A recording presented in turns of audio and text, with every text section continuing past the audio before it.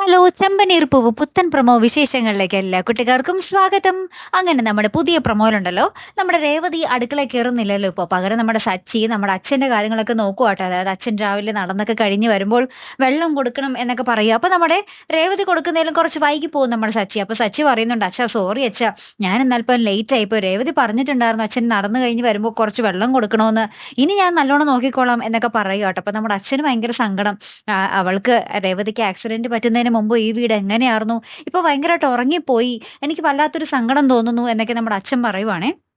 പിന്നീട് നമ്മുടെ വർഷയും ശ്രീകാന്തും നമ്മുടെ രേവതിയുടെ അടുത്ത് വരുവാണ്. അപ്പൊ സച്ചിൻ രേവതിയുടെ അടുത്ത് 24 മണിക്കൂറും ഉണ്ട് കേട്ടോ. രേവതിക്ക് എപ്പോഴാണ് ആവശ്യം വരുന്നതെന്ന് അറിയില്ലല്ലോ.